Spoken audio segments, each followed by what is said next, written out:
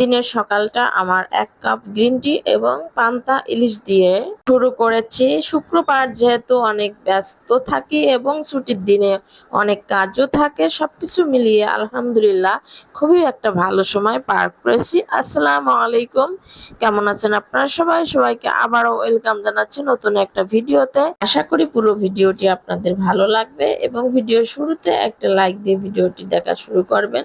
ভালো লাগলে comment share করে পাশে থাকবেন।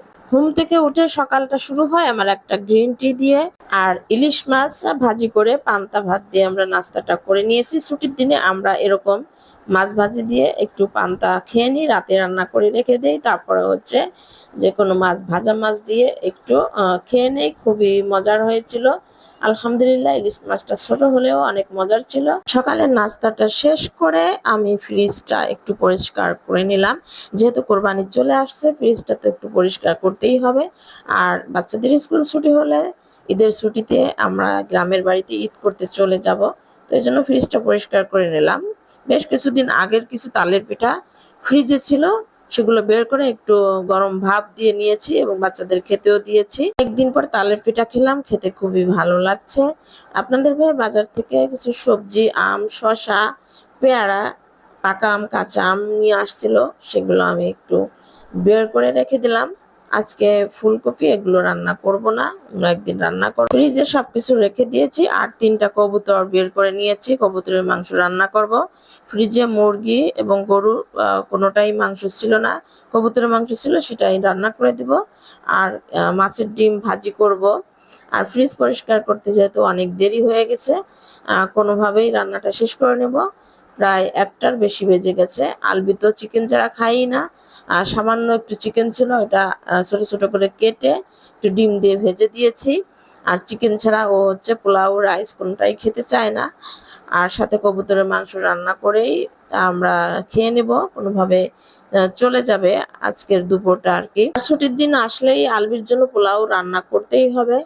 গরমে আসলে পোলাও খেতেও ইচ্ছা করে না, কিন্তু বাচ্চাদের জন্য রান্না করতে হয় আর কি। তো আমি পোলাওটা পাশে বসিয়ে দিয়েছি আর একটু গাজরও দিয়েছি পোলাওর মধ্যে। আর এদিক দিয়ে কবুতর মাংস রান্না করার জন্য সব মশলা কষিয়ে নিয়েছি সুন্দর করে। তারপর হচ্ছে মাংসগুলো আমি একটু ভালোভাবে কষিয়ে নেব এবং রান্না হতে বেশি সময় লাগবে না, একটু মাখা মাখা করে রান্না করে নেব, কারণ 3টার মধ্যে 3টা কবুতরই বাচ্চা কবুতর ছিল, এই জন্য তাড়াতাড়ি হয়ে যাবে। আমার পোলাওটা রান্না করা হয়ে গেছে আর পোলাওটা অনেক মজারও হয়েছিল। আর এদিক দিয়ে কবুতরের মাংস আমি রান্না করে নিচ্ছি বা ভালোভাবে কষিয়ে নিয়ে একটু আলুও দিয়েছি। আলু না দিলে তো আলবির জন্য হবেই না, আলু ছাড়া সে খেতেও পারে না। আমি রান্নাটা হওয়ার পরে আমরা সবাই খেতেও বসে গেছি, তো আমরা সবাই মিলে খেয়ে নিচ্ছি। মাছের ডিম ছিল, চিকেন ছিল এবং কবুতরের মাংস, সাথে হচ্ছে শশা, সালাদ করে নিয়েছি। সবকিছু মিলিয়ে আলহামদুলিল্লাহ এই গরমে আমরা সবাই মিলে ফ্লোরেই বসে গিয়েছি খাওয়ার জন্য। গরমে সবাই অস্থির হয়ে যাচ্ছি, ফ্যানের বাতাসও গরম, এতটা কষ্ট হচ্ছে, গরমের কষ্টটা আসলে নেওয়া যাচ্ছে না। রান্নার শেষে আমার খাবারের ভিডিওটা আসলে দেওয়া হয় না, ওভাবে শেয়ার করতে পারি না ব্যস্ত থাকার জন্য। তো আজকে রান্না শুরু থেকে শেষ অবধি পুরো খাওয়াটা আপনাদের সাথে শেয়ার করছি। সবগুলো রান্না খুবই মজার হয়েছিল আলহামদুলিল্লাহ।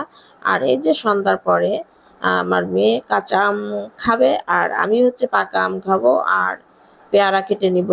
কাঁচা আম, পাকা আম আর পেয়ারা দিয়ে সন্ধ্যার নাস্তাটা আমরা করে নিয়েছি। সুপ্রিয় দর্শক, আমার ভিডিও দেখার জন্য অনেক অনেক ধন্যবাদ। ভালো থাকবেন আপনারা সবাই। ফল খেতে খেতে আজকের মতো বিদায় নিচ্ছি। আল্লাহ হাফেজ, আসসালামু আলাইকুম।